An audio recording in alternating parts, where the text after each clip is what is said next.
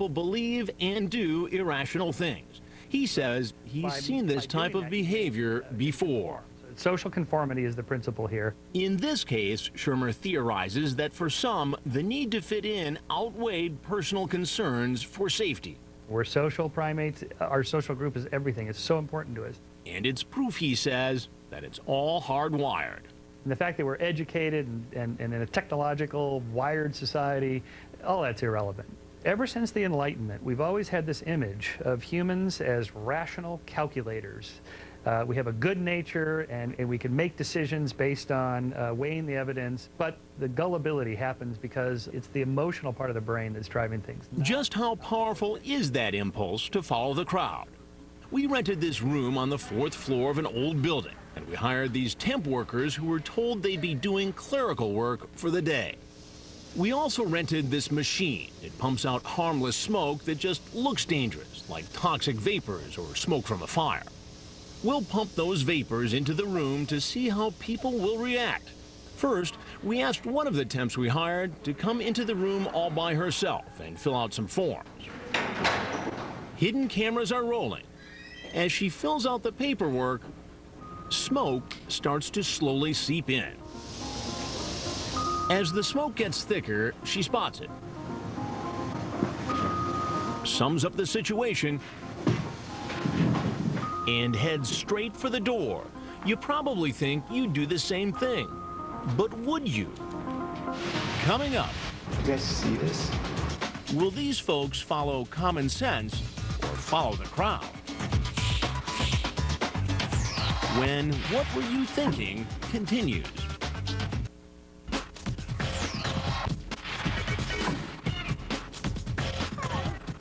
We've set out to explore if our childlike impulse to follow a group can lead to bad decisions. Watch this. As our hidden cameras roll, we ask a group of people to come into the room and fill out paperwork. Keep your eye on this woman, Ramona. She's the only one that doesn't know smoke is about to seep into the room. The rest, Dateline staffers, have been instructed to ignore the smoke. Will Ramona follow the crowd or follow common sense? Here come the scary-looking plumes of smoke.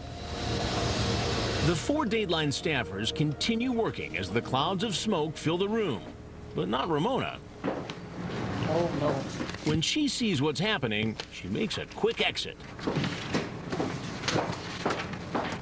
This is one of several social experiments we're doing for Dateline NBC to see how people react in different situations. Oh, boy.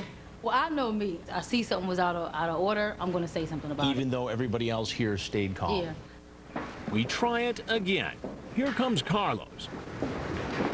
Again, smoke begins to seep under the door. He sees it, but watch as he looks at the others and goes right back to his paperwork. He doesn't leave. The next unsuspecting subject, Liz, does the same. Looks around, notices no one else appears to be concerned for their safety, and keeps on writing. Each time we pump in more smoke. Now it's getting hard to see. You'd think this would certainly be cause for concern. Surely they'd want to make a move for the door. Nope, neither says a word or tries to make an escape. So after more than 10 minutes, the only thing clear in this room is that these people appear to be following the group. So I decide to go in. How you doing? How come you didn't get up and get out of here with all this smoke in the room? I was curious, but You were curious. What were you thinking? figured it was a humidifier. Didn't have a strange scent. The other folks who are sitting in here with you work for us. Okay. And they stayed very calm. They didn't notice the I smoke. noticed that. It threw me off that I was the only I seemed to be the only person in the room that noticed there's a cloud of billowing smoke. It was concerning at first. Yeah. How close did you come to actually getting up and going to open the door just to check it out? Very close, but I just figured finish the paperwork, get out of the room. What about Liz? She also stayed. How come you didn't do anything? Because no one else was doing anything. Think you'd leave? Chances are you wouldn't. Turns out, in a well-known social experiment similar to ours, 90% of participants stayed in the smoke-filled room. Let's see what this last man, Jerry, will do. He looks like a confident take-charge type. Will that make a difference? Watch his reaction as he sees the smoke. First, a trickle. Is something burning? Then it starts pouring in. You guys see this? As we watch him squirm from the control room next door, we think it'll only be a matter of seconds before he leaves. I'm sure they would tell us if it was important. That wire looks like it's clearly burning. Jerry calms down for a moment, but appears perplexed that no one else is reacting. Finally, he gets up. Has he had enough?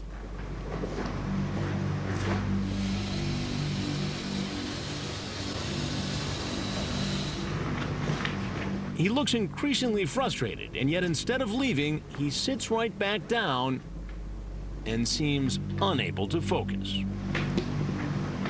6 long minutes go by.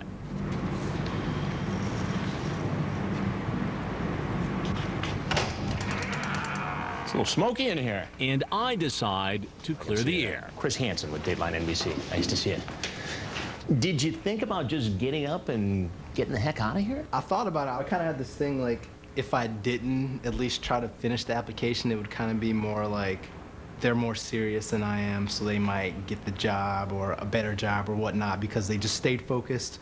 It may seem strange, but his decision to stay illustrates the power of group pressure, the need to conform, even if it means seemingly putting ourselves at great risk. We are a social species that feels right and good about following our social group. Dr. Shermer says we feel safe doing what others do, so the pressure to conform outweighs the rational desire to leave. It's painful to stand up and be a revolter against the group. Most of us don't do that. Even with smoke pouring in Even with from smoke under the pouring door. in, yeah. And normally, you're going to get the right cues from your social group. Normally, the group itself would probably have done something. But you can't count on it. The herd followed this man and lost billions of dollars.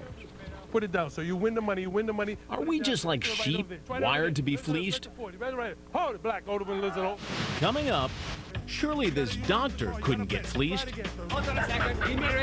Wait. Stop. Or could he? When Dateline continues.